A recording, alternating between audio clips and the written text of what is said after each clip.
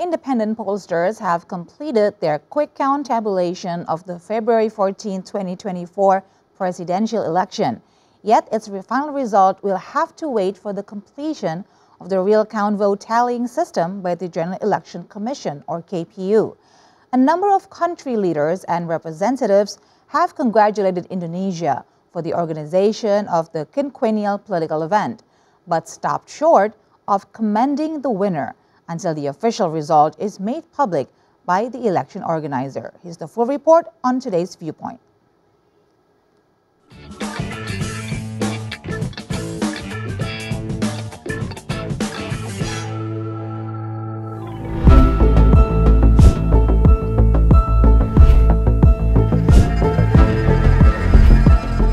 A number of country leaders have congratulated Indonesia for the successful organization of the February 14, 2024 general elections.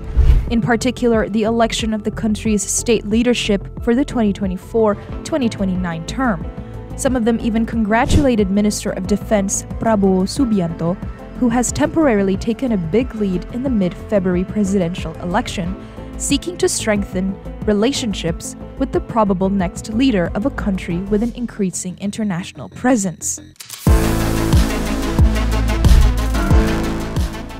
As an official tally as of Thursday afternoon by the General Elections Commission, or KPU, with about 77.83% of the votes counted, showed Prabowo, who pairs with Gibran Rakabuming Raka, leading with 58.83% of the votes, while Anies Baswedan Muhaimin Iskandar at second with 24.45% and Ganjar Pranowo Mahfud MD trailing behind with 16.68%. The unofficial vote tallying mechanism, the quick count system, carried out by a number of independent pollsters, have earlier suggested the relatively similar results on the 2024 presidential election.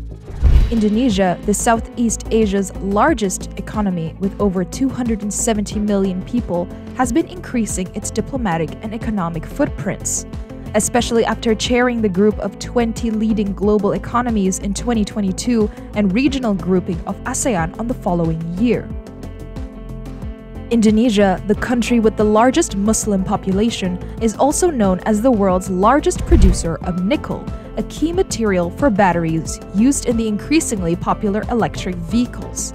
Indian Prime Minister Narendra Modi emphasized the close relationship between New Delhi and Jakarta in his remarks a few days after the February 14th election. Conveying his statement through his social media X account, formerly known as Twitter, Modi congratulated the people of Indonesia on the successful presidential election and Prabowo for the lead in the race. The Indian Prime Minister also said in his statement that he looked forward to working with the new presidency to further strengthen comprehensive strategic partnership between India and Indonesia.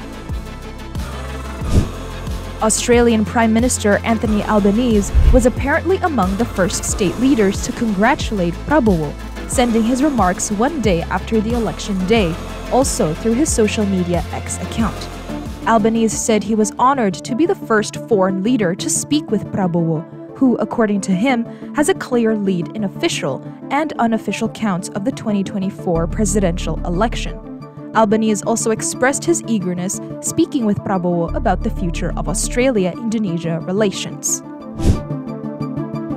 On the same day, Prabowo posted a picture of himself speaking over the phone, saying that he had received a congratulatory call from Albanese and also from leaders of Singapore, Malaysia, and Sri Lanka. Meanwhile, Thai Prime Minister Srettha Thavisin, who took office as the country's leader in August last year, was next in line to congratulate Prabowo. Thavisin, texting on his Facebook account on February 16th, said he looked forward to working closely with Prabowo to further strengthen relations and cooperation between Thailand and Indonesia.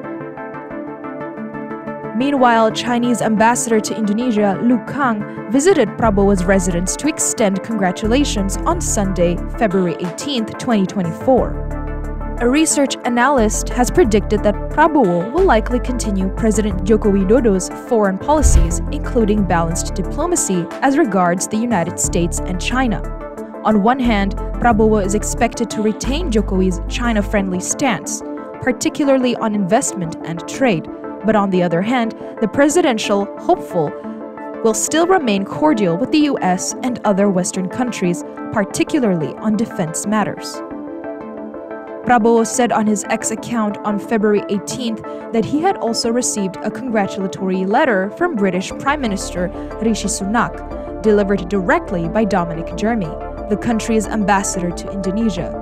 In the letter shown on X, Sunak said he was committed to deepening the UK-Indonesia trading relationship and highlighted that he had supported Indonesia's application to join the OECD.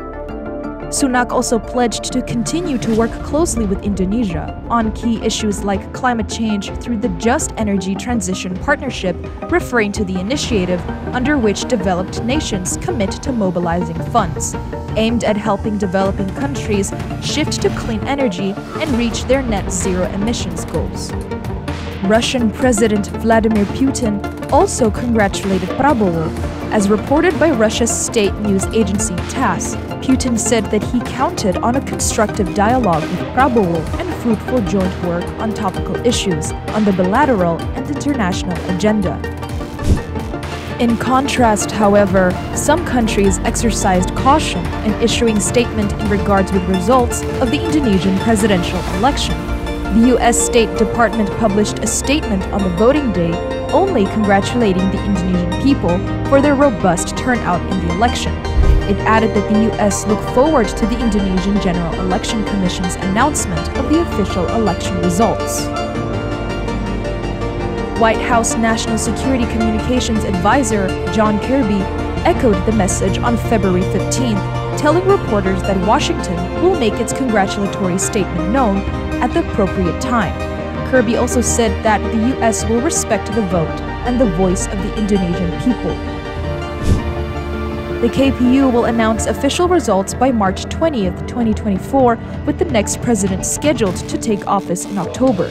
So far, the two other presidential candidates, former Jakarta Governor Anies Baswedan and former Central Java Governor Ganjar Pranowo, have not conceded the election. Indonesia is awaiting the official result of the elections. As a nation, we have at least twice gone through difficult and violent state leadership changes in 1965 and in 1998. We should not repeat them and jeopardize all of the achievements we have made just to return to square one.